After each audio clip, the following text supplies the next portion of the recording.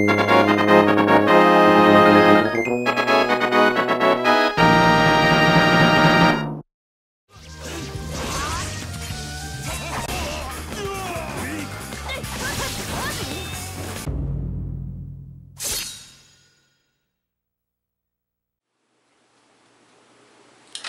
I first caught a glimpse of what Japanese mythology would be like when I first played Tenchu Stealth Assassins on the PlayStation, I was like, so this is where ninjas and samurai come from, huh? I always thought that ninjas and samurai came from modern times, you know, with exceptions like the Ninja Turtles or Samurai Pizza Cats, or some of the Joes from G.I. Joe, A Real American Hero. But I started playing more games with the emphasis of Japanese mythology. I started to be like, you know, this is actually pretty damn good. Yeah, with the time period of where ninjas and samurais originate from, you can tell I was very impressed. Well anyway, my knowledge of Japanese mythology is further explained when I played this brand new side-scrolling hack-and-slash RPG entitled Muramasa the Demon Blade for the Nintendo Wii. You haven't heard of it? Well, you heard of it now. Just what is it exactly about this Nintendo Wii exclusive third-party title that's so groundbreaking and it follows up some of Vanillaware's many cult classic games? Well, maybe not many, but just a few. Well, I have so much to talk about this game that it's not even worth mentioning to it in front of you. So, let's get this review started and not waste any time, shall we? Muramasa the Demon Blade is developed by Vanillaware and published by Ignition Entertainment, and this game is a follow-up to Vanillaware's side-scrolling RPG entitled Odin Sphere for the PlayStation 2. The game was rendered a cult classic with a huge following from both Japan and the United States, and it had gameplay and 2D graphics that were out of this world. However, Muramasa manages to capitalize on that with more emphasis on hack-and-slash action, rather than just your typical side-scrolling RPG. So, what exactly makes this game look like a successful follow-up on Vanillaware's game lineup? Well, let's find out, and we will go for a trip to feudal Japan and learn so much about its mythological past as we dive deep into the game's tale. Our tale in the world of Japanese mythology takes place in the Genroku era of Japan between 1688 and 1704, and it was a time of peace that was about to be showered in from the Edo Kingdom in the province of Musashi. But not all is about to be in place for the upcoming time period, as a reign of demon blades under the creation of Shinji Muramasa, the famous swordsmith at the time, came in the light of day. The Tsunayoshi shogunate was being ruled by the malevolent Tokugawa Tsunayoshi, and he declared war on those who possessed the demon blades for the sake of collecting them at his own will. In the past, Muramasa has been forging the demon blades for the sake of both Oboriya Shinju and Jinkuro Izuna for their most incredible style of swordplay called Oboro. Their spirits have long passed, but they recently have taken interest in the two protagonists in the game, Kisuke and Momohime.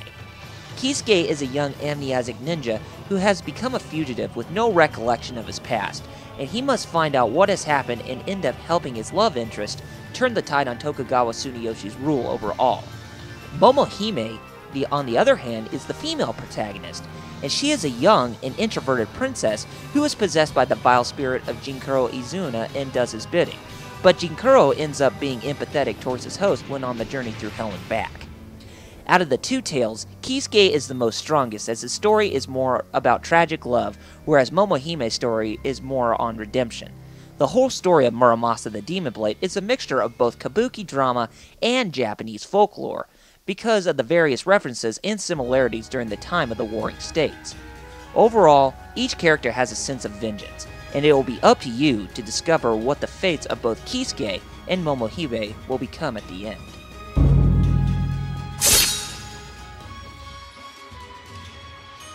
The objective of the game is to complete each character's story by going through 8 different story acts, with each consisting of a boss to fight at the end and a new blade to collect. Kisuke ends up going east from Kyo to Edo, while Momohime travels in the opposite direction. The game has 2 different difficulties, which are the Muso and the Shura mode, so you can think of them both as normal and hard mode. A third difficulty can be unlocked by completing hard mode, but that mode is insanely more difficult.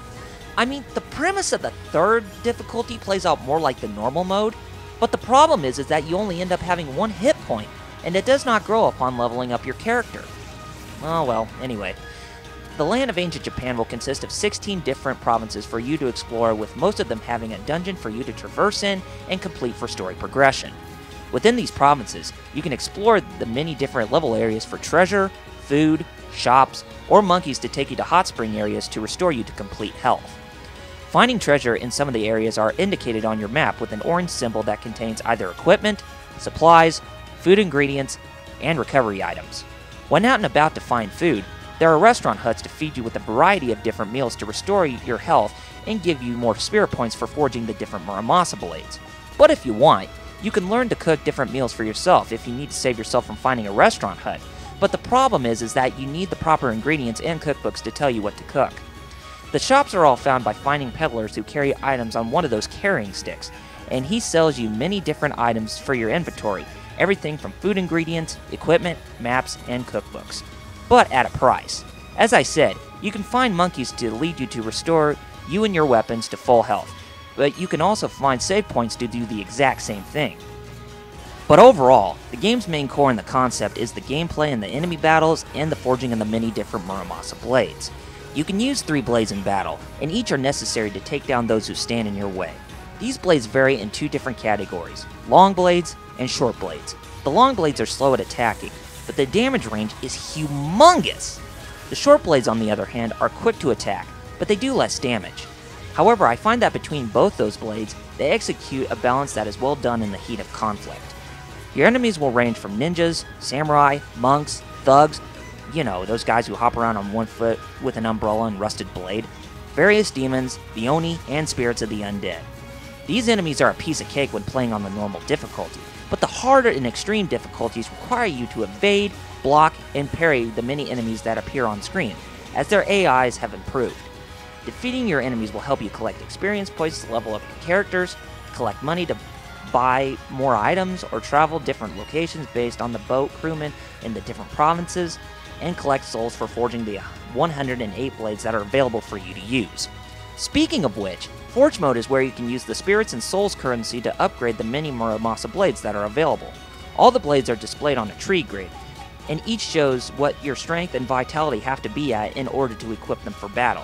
You don't forge all of the blades, as there are those you can collect from the many different challenge maps within the 16 provinces or in the story's boss fights.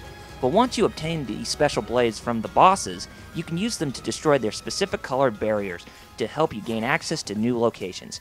You may think that part of the game is somewhat monotonous, but it only adds more to the replay value to obtain the 3 different endings for both Kisuke and Momohime, based on the conditions for their final battles.